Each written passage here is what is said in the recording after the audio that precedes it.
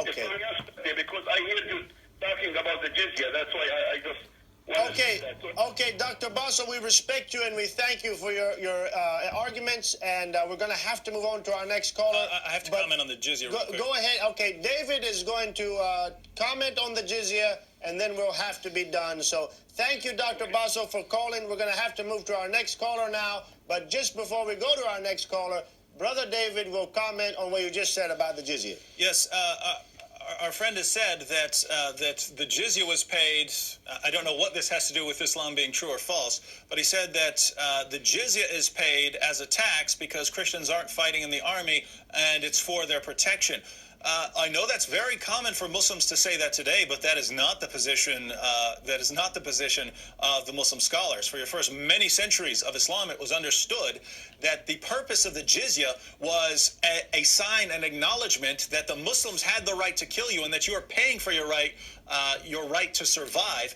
You would deliver the jizya in a state of abasement, meaning that you're crawling on all fours, that they slap you on the back of your neck. Let me give you, not my words, because I know many Muslims aren't going to believe what I say. Let me give you the commentary of As-Suyuti, one of the greatest commentators of all time. He's commenting on state of abasement in Surah 929, which is where Muslims are told to fight the Jews and Christians until we're paying the jizya. Ibn Abbas said that the state of abasement means that they're pushed. So when we deliver the the jizya, you push us. So we understand our inferiority. Ibn Abi Hatim transmitted that. It is transmitted that Al-Mughira told Rustam, I call you to Islam, or else you must pay the jizya while you are in a state of abasement, as Surah 929 says. So he's telling this person, you have to pay me the jizya if you want to survive. He replied, you pay it while you are standing. Oh, one second. He said, I know what jizya means, but what does a state of abasement mean? He replied, you pay it while you are standing and I am sitting and the whip is hanging over your head. So this state of abasement means you understand your inferior position and there is a whip hanging over your head with which I can whip you whenever I want.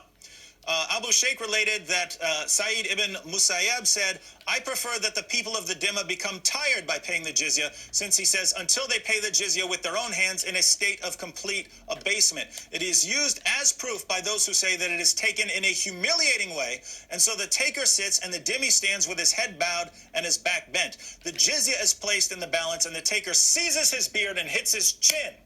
So think about this. According to your Muslim scholars, according to you, this jizya was just because we weren't fighting in the military. But according to your Muslim sources and the Quran itself, it's to humiliate us and make us understand how inferior we are to those who believe in Islam. And so, according to your own commentators, this state of abasement means that and the other sources say that it means we crawl on all fours.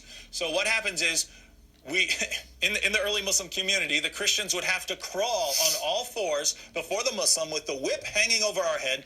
We hand over the jizya.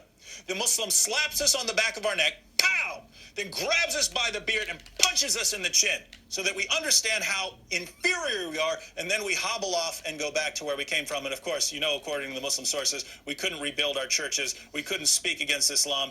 If a Muslim wants our seat, we have to stand up and give the Muslim our seat. Come on, people. This is what your sources say. Don't misrepresent what your own sources say by saying that it's just a tax that we paid because Muslims are fighting in the military in our place. And remember, Surah 929 says that we are to fight the people of the book until they pay the jizya with willing submission and feel themselves subdued. That is, with willing submission and feel themselves subdued is modifying paying the jizya. Mm-hmm. And also under the Pact of Umar, the second caliph, what did it say? Essentially, the jizya was not to protect the Jews and Christians from outside armies. It was protect the Jews and Christians from the Muslim rulers, because Umar says, if you don't keep this pact with me and pay the jizya, then I'm completely free from anything happening to you. And that protection was really protecting them from what it says to fight them. Yes, and that's actually there was a debate among Muslim scholars. What right does the jizya earn you? Yeah. And the only right, they concluded, was it earns you the right to not be killed by Muslims as long as you're doing everything the Muslims tell you.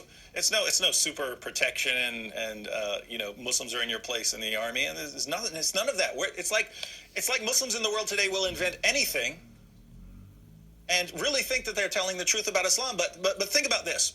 because I know many Muslims are watching who you think that the jizya is some harmless thing and it's okay and it's just because Christians are being protected. That's not what your religion teaches.